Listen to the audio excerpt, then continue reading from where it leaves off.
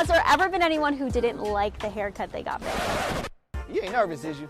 I don't get nervous. You sound a little bit nervous. He was shaking when I put the cape on. Would you happen to have time for a free haircut? You know Vic Blends from his inspirational videos on TikTok. All right, today I'm gonna exchange one free haircut for a good conversation. Giving out free haircuts and free advice while asking people about their lives. But today, we're turning the tables and asking him all the questions. So tell me about your story. How'd you get into barbering? I started cutting hair when I was 17. I was in my mom's garage, and it was the beginning of my senior year of high school. So I was supposed to go to college and just cut hair in the dorms for maybe $5, $10. The guy had other plans, and I ultimately never made it to college. Decided to go with trade route and go straight to barber school as soon as I graduated. You'll hear about me though, bro. I'm on my way to the South right now, bro. Man, I've cut for tons of guys in the hip hop world. You know, my guy Lil Baby, Emily Chopper. There's guys like Trey Young, basketball players. So I got a good group of guys that support me with what I do. Was there ever a point where you're like, oh my gosh, I'm doing this person's hair, like I made it?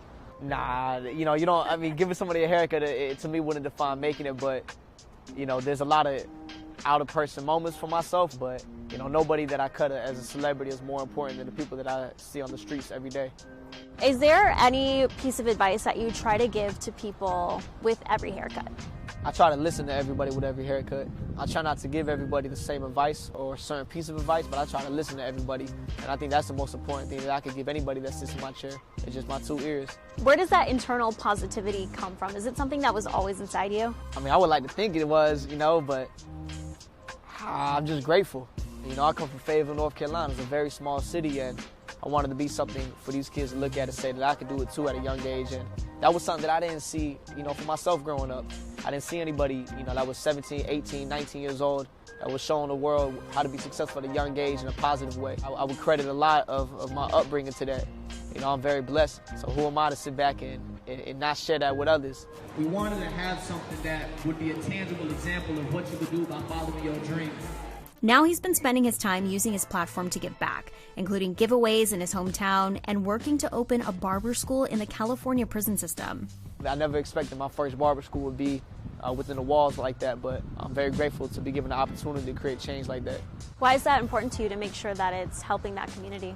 You know, because it's one thing to be an inspiration, but if I'm able to give our people a tool for them to come back out and help their communities, then I feel like that's going to last longer than any type of video or post that I can make on social media. I want to actually give somebody something and leave a blueprint behind. We've seen some incredible growth on your platform, but where do you want to grow next? I want to grow within. That's what my focus has been lately, is growing within myself. I've done so much for others and so much for my platform, and I'm still going to do great things for that, but I forgot myself along that way, and that was something that got the best of me. When you say it got the best of you, what do you mean? I didn't take no breaks. You know, I think there's a hustle mentality in this world that can get the best of others, and that was me. I'm a hard worker. I never see my parents ever take a break. So I thought that for my life, getting what I wanted was going to come from working the hardest. And I don't believe in that anymore. You know, when I think about the longevity of my life, I know there's no way I'm going to make it to the end of it running the way I've been running my whole life. So I've been taking my time, and I let it get the best of me. I had the hardest year of my life this year. Tons of people want my time, they want my attention, but the ones that I say I love, I felt myself forgetting about them because I'm too distracted. I'm trying to get to that next level. What advice would you give to other people who are having a hard time stepping away from the grind? Take your time. You can still be great with taking that weekend off. What do you want people watching your videos to walk away with or maybe change about their lives? I just want to change the way that people see other people. I think that's my purpose on this earth. You know, so I hope that through my work and through the haircuts I do on the streets, I hope that you could just walk past somebody else on your day and maybe smile at them or reach a hand out, shake their hand, have a conversation with them. Nah, man, I appreciate you. Oh, man, it's all love, man. Proud of you, for real. Oh, I'm proud of you. Maybe we need to see this in action. Yeah, for sure, man. Was there a stranger around here? I got you. Whole point right there. You know, I always start this with the same question, right? Let's go. What is your name and what do you do? My name is Ray Walker, and I am a news associate for NBC News, currently working with Stay Tuned, Snapchat, TikTok, producing news, man. I got a passion for news. Why? How do you have a passion for news? My dad inspired my passion for news. It all started when he was addicted to drugs, crack cocaine, for the early part of my life. But he went into recovery, and when he went into recovery, they made them watch the news every day in the recovery center. And so when he got clean and he came home, every night we'd be on the edge of the bed watching the news. And it just became something that we did every day.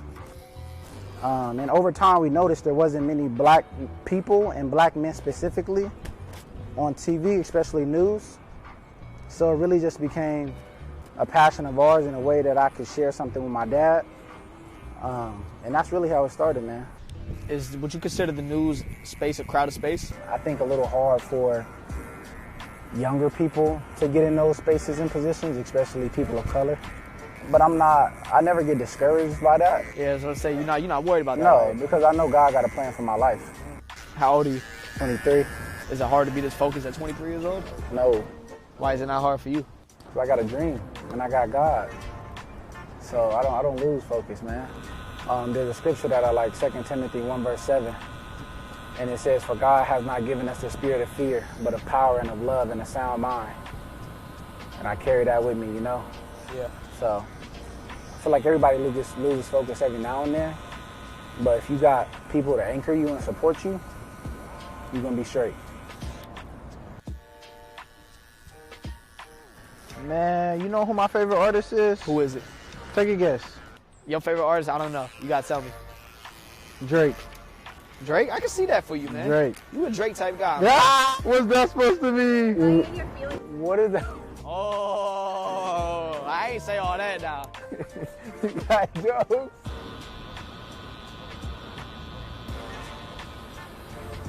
All right, Ray. All right. Ready? Yeah. Got him spinning. Oh, nah, this crispy. No cap. Appreciate you. Man, I appreciate you. No, man. You know. Keep doing what you're doing, man. You blessing people. You blessing people. For real. You as well. For real.